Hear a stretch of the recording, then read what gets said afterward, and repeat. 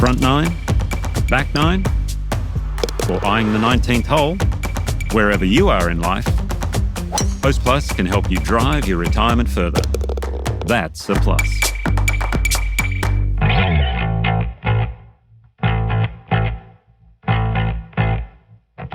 This is what a professional looks like. Grabs the bag off him, walks down the fairway and caddies the rest of the round.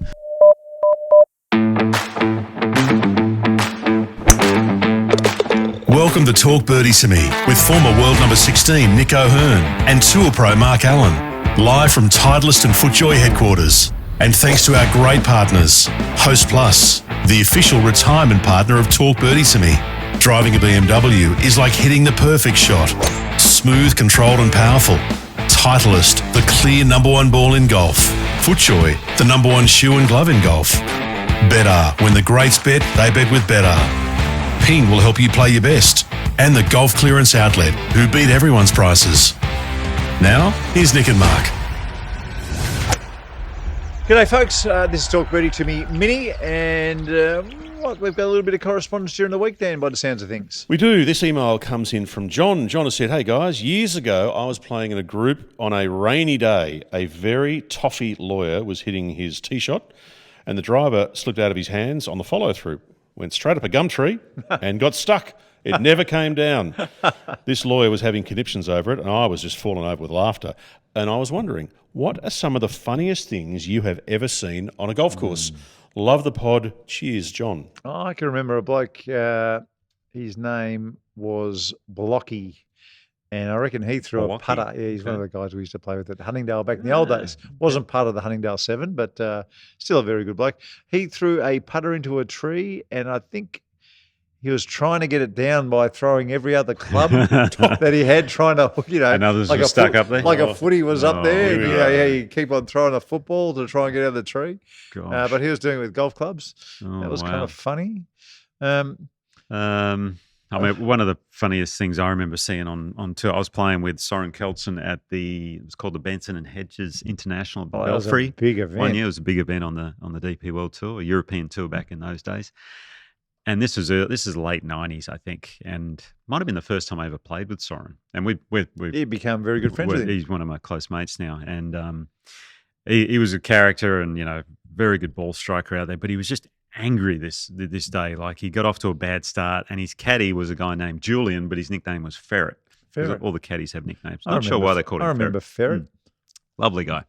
And anyway, Ferret's taken a bit of abuse from Soren. Really? Over the first few holes. That's unusual? Soren was getting pretty cranky out there, and it was one of those things. He's pretty fiery at times back in those days, but I think he hit a shot into maybe the fourth or the fifth, and he just blamed Ferret straight away. Wrong club. What did you give me this one for? Bad yardage, whatever. I can't remember. Yeah. Anyway, next hole, he's like duck hooked one into the trees off the tee, and he's just turned to Ferret and started abusing him again. And as they're walking off the tee, Ferret goes, "That's it. Had enough. I'm out. Oh, right. I'm done." And he just drops the bag, takes the bib off, throws it down on the ground like this, and just starts storming off. I'm looking at Wilbur, and I think Alana might have been there as well. She was in the gallery, and we're all just kind of going. I mean, this was it was like you didn't know whether to laugh or because when this happens, the player's got to carry their own bag for a while. Absolutely, it's a big deal. Because Soren's looking around, what am I going to do? Okay, picks up the bag and just starts walking. And I'm looking at Wilbur, he's looking at me. We're just going, oh, this is interesting. Ferret gets about 50 yards away, walking back up the hill to the clubhouse, turns around, comes back, and he goes, "No, Soren, this is what a professional looks like." Grabs the bag off him, walks down the fairway, and caddies the rest of the round. So, but it was, and we're just walking up there, Wilbur and I are pissing ourselves with just walking up the fairway. Ferret's trying to teach Kelsen a lesson in professionalism. And true to his point, Soren never forgets that. I think he told a story about it one day on the European tour. It was one of the funniest things I've ever seen. Did Ferret and Soren break up after that? No, I think they were together for a little while. But I think, actually, Soren, who's he got on his bag? He's got Squirrel on there. Was it Squirrel? Dan, you're probably going, who are these people? But Squirrel caddy for Jeff Ogilvy when he won the US Open. Yeah, that's right. So and Squirrel was caddying for Darren Clark years and years ago, And Darren Clark shot like 75 in the first round of British Open qualifying, and I shot 69. And Squirrel came up to me, and Darren he just dropped me on and said, I'll caddy for you. I'll caddy for you when my boy misses tomorrow. Yeah. Anyway, Darren Clark shot 62 and I shot 72. Of course, Clark goes straight through, but it never happened. But that was Squirrel. Oh, yeah. Squirrel used to make my yardage books there for a little while. Yeah. He was good. the driest human being I have ever met, because you could say the funniest joke to Squirrel and he'll just go, like that. Yeah. And that's him just that was it. laughing hysterically. Squirrel. Why Brilliant. do they call him Squirrel? I don't know. Not sure. And then there's Sponge. There's so many different Sponge caddy was nicknames. Michael Campbell's caddy for a long time. Very strange nicknames for these caddies. Yeah. Anyway, Lumpless. That was a funny one. Lumpless, So yeah. Lumpless was a good one. Well, while we're on the European tour, the bloke who made the European tour, Seve Ballesteros. Oh, yeah. So I always remember this footage, and you might have to find it, Dan, quickly. But Seve was about to hit a shot. I think it was Wentworth or Sunningdale. Maybe it was Wentworth. It's the one where it goes around the corner. Yeah. And it's a famous hole where all the players are always turning it around this corner. Is he talking to the gallery or something? He was talking to the gallery. That's right. I think it was Wentworth. It was at Wentworth. Yeah. And somebody was moving in the crowd. And at Wentworth, back in those days, you could walk on the fairway behind Seve, or maybe there was a walkway or something. Anyway, someone has caught Seve's eye. He was moving right behind. And he stopped and he turns and he says something along the lines of, look, I know you're nervous, but I am very nervous too. And I remember the crowd laughing. I can remember that. I bet that'd be easy to find. No, I've got it now. Let's have a quick look. All right. Stay still if you don't mind, please. I know you're nervous, but I ain't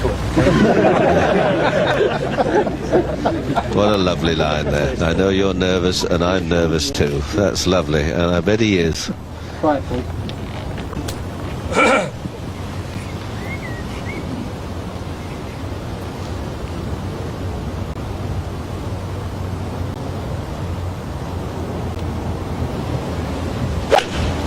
Oh, he's pulled it right. There we go. That's the great Sev working a crowd. Yeah. How good was he? And he could work a crowd. He was a star. He was brilliant. I reckon there's one sticking with the European tour, I'll never forget, and it was just funny in my own sense because I'm probably one of the only people that saw it, but we were playing at Valderrama in the season-ending event. We got a rain delay. I walk into the players' lounge. There's people here, there, just doing their own thing. And I'm sort of in and out doing my stuff, and an official comes in and says, right, everyone, back out in 20 minutes. No problem. Anyway, I look over in the corner, and there's Miguel Angel Jimenez, half a bottle deep into a Rioja. Are you joking? With a beautiful big steak, just cutting it up, and Miguel just goes, cigar as well, just like this, going, no problem. Picks up the glass of red. Just polishes that off. Oh, yeah, it was just brilliant. Did he get through his steak? I think he probably did. I just remember that is going, so good. That is next level my goodness. Yeah, that is brilliant. Speaking of reds or wine and drinking, surely there's some John Daly ones that have to be a couple. We'd have to think about that, but maybe come back to those. There are thousands of them. I know John Daly, he was using Wilson clubs there at one stage, and the Wilson rep who used to go and follow him round after round, he ended up sacking him as his Wilson rep and hiring him as his bourbon boy. His bourbon boy. So the Wilson rep ended up being the bourbon boy and would just carry bourbon around for him and be in the Coke cans. And give him bourbon in his Coke cans that you used to see, or Coke cup. Because they're always using cups over there. Well, I played with John a couple of times, and he'd had the Coke can or the cup or whatever, and you knew it wasn't. It wasn't Coke. Wasn't what was Coke. It was bourbon and Coke, or Scotch and Coke. And so the Wilson rep became the bourbon boy and followed him around. so that happened. Probably got paid more money doing that. He probably did. Did you see that photo this week doing the rounds on social media of John Daly? No. Oh, here it is. Here, it's pretty funny. This is a tweet. John Daly at the Hooters across the street from Daytona, and he's got some kind of spirit there. He's smoking. He's he's living life. He turns up in his Winnebago, folks. If you don't know, he turns up in his Winnebago at Augusta every year, and the Winnebago is like a huge Greyhound bus, but it's fitted out to where it's lap of luxury. He's got in there, and he's got this big trailer. And the trailer is full of John Daly clothes. Merchandise. And he just sits there It's usually the Hooters, but I think they moved the Hooters of it. That's what I heard the other day. Well, maybe. Right? Someone was talking about that. Last time I was there, Going to have to find a different location. And you could buy a shirt for $40, and if you wanted his autograph on it, and it cost $50. There you go. Pretty simple. And he would sit there all day just signing shirts, signing merchandise, drinking Coca-Cola. Do you remember we chatted to Hannah Gregg maybe a couple of years ago, maybe a year and a half ago, maybe? And she told the story. This is a US Tour Pro Hannah Gregg. In the bathroom. Yes, she was, and I want to say Magenta Shores on the Central Coast of New South Wales. I could be wrong, but I think it was. Was it a python? It was a python of some a python of some kind, and she was going to the bathroom at the halfway house, and she's in the bathroom, and literally she looked up, and there's a massive snake above her head, and she had to call her partner to come over, and Frederick he came in, he came over and rescued her. By the way, at Live Adelaide, there was a brown snake, just really. What do you call brown snakes? How do they move? Slithering through the gallery. Sauntering. He was just doing this. Through the gallery. It was so... I'll look it up and I'll show you. It couldn't have been a brown. It was a brown snake. Browns are pretty nasty. Yeah, they're bad. Well, it's the number 2. Okay. It's the number 2. It's the Rory McIlroy of snake poison.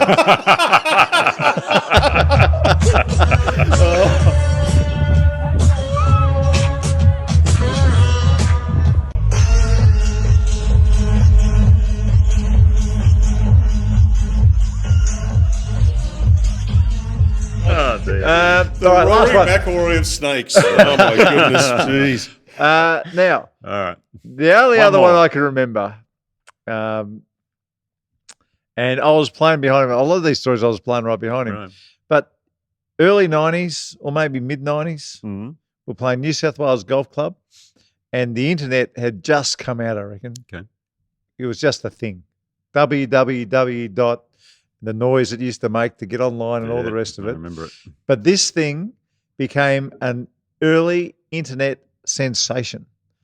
And that's when Mike Clayton fell on his golf ball. Remember that? I do. So he hit the putt and he knew it was short. I was watching that tournament on TV. Were you? Yeah, I remember. I was playing right behind him. Now, I didn't know what was going on because I was down in the dip. He hit up. I think it must be like the 14th hole or something. 14, something like that. Anyway, like you do, you know it's short, but you're hoping it might get there. And he's pushed his putter, his hand forward like this with the putter in it, and it slipped out. Yep. And he must have thought it was going to hit the ball. So he chased the putter. Dove after it. And he ended up, I think after all that, it was only a one-shot penalty. That's what I remember, yeah. It was only a one-shot. Like you'd be certain. It must have been a 4-shot penalty, but it was a 1-shot penalty. The thing I remember on the coverage from what, again, this is, I mean, my memory's not great, but I think it might have been a delay that day or something, maybe the next day, where all the players, because it was so windy, were in the lounge or in the clubhouse watching the replay, and then they see them and they all just burst out laughing, watching him just make a complete fool of himself. It was big news. That went around the world. It did. That was I mean, people actually knew Mike Clayton for the guy who fell on his putter. If you haven't seen the footage, we've got it. Let's have a look. Far away. At himself. It's still funny. It's so funny. It's still funny. That is priceless. so funny. It's still funny. Anyway. Oh, well, that's the best we could do, Dan, for funny stuff on the ground. ground. About half a dozen there. If you've seen a really funny thing happen that we missed, an obvious one, let us know. You know what we've got to do one day too? You know how there's always funny stuff happening on a golf course? We've got to put our top 5 together of social media clips where it's just something funny happened on the golf. Like the ball that ricochets off a tree and it comes straight back between the guy's legs, or all that sort of stuff. Yeah, we've got to put that one together at some stage as well. Yeah, my wife follows this comedian guy on TikTok. Yeah, and he does the occasional little golf thing, which is quite funny. And we might finish the show by playing it, and you can check this out. Right. Okay. All right, folks. We'll catch you next time. Maxwell, come back here. Now, don't be a coward today and tee off with irons again. You bought a $1,000 driver, so I'd like you to use it, please. Now, you're teeing off at 9:24, but that doesn't mean you start drinking beer at 9:24. Why not? Now, don't cheat. What's a little kick out from the rough? No, you play where it lies. Now keep count of your shots. I don't want some bullshit that you broke 100 today. I did last time. No, you didn't. And I know how long 18 holes takes, and it's not 9 hours. Well, there might be a slow group in front of us. No, you're just drinking in the clubhouse with your mates again. Don't bullshit a bullshitter. Now, when you slice irons, that doesn't mean you need new clubs. It means you need lessons, okay? Lessons. Say it with me. New clubs. Hey, give us a kiss. Boys! Hey. Hey, do you want a beer? Yeah, actually, grab us a six-pack. Okay, that was pretty funny. That was but good. We have got one more. Yeah, completely forgot actually. President's Cup, I was playing the event. I saw it all happen because I was across the other side of the water. But we're in Montreal 2007. If you remember this, Woody Austin falls into the lake next to this little short par 4. I can't remember what hole it was on the back nine somewhere. It was the funniest. He was trying to play it out of it, and then he lost his balance, just went in Completely entirely, all- basically. Yep. Covered. The following day, I can't remember if it was Steve Stricker or whoever it was, they brought him playing the same hole, they brought him a snorkel and a mask, and he had to wear that up the entire hole that day. That was hilarious. Funniest thing I've seen. That is funny. No, you got to show the video, Dan. Yep. You got to show that. Okay. All right. This time, folks. Yes. We'll catch you next time. Oldest player on the team. What a performance by Woody Austin.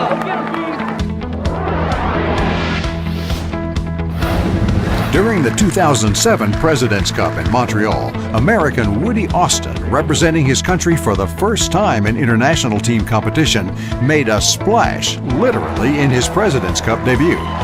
The 43-year-old provided one of the most memorable moments in the event's 20-year history. On day 2, Austin pulled his tee shot into the hazard at the short par 4 14th. This is when things got interesting. Oh, Woody Austin trying to get it out of the water. Oh my gosh. Austin overboard. That's taking one for the team. In all the years, I've never seen anything like that. The odds were very slim. You don't ever want to concede the hole without really playing the hole. So we just felt that if there was any minor miracle that I could get it to the bank, then I might be able to chip it in. What I didn't know was there were rocks in there, and I hammered a rock with the club, so I didn't have a chance to even get to the ball. And then I stepped on another one when I lost my balance, and I was done. Austin lost the hole, but would battle back with 3 closing birdies to have the match. Talk Birdie to Me with Nick O'Hearn and Mark Allen. Live from Titleist and FootJoy headquarters. Titleist, the #1 ball in golf. FootJoy, the #1 shoe and glove in golf. The Golf Clearance Outlet, they beat everyone's prices. BMW, luxury and comfort for the 19th hole. Better, ahead of the game. Ping will help you play your best. And Host Plus, they can help you drive your retirement further. Now that's a plus. Issued by Host Plus Pty Limited. This is general advice. Consider the PDS and TMD on our website before deciding. Wherever you listen or watch, we'd love you to subscribe and share the pod with a friend. Talk Birdie to Me's executive producer is Dan Bradley at Kaizen Media. Sound design by Daryl Misson at loudzebra.com. And now from Titleist and FootJoy headquarters, that's been Talk Birdie to Me. Golf buggies, golf carts, e-bikes, scooters. If it charges at home, chances are it's charging right now. Overcharging lithium batteries can damage your equipment, or worse, put your home at risk. SwitchStar power points deliver power for up to 8 hours, then switch off automatically. No apps, no Wi-Fi, nothing to remember. When you forget, SwitchStar doesn't. SwitchStar, every home should have one.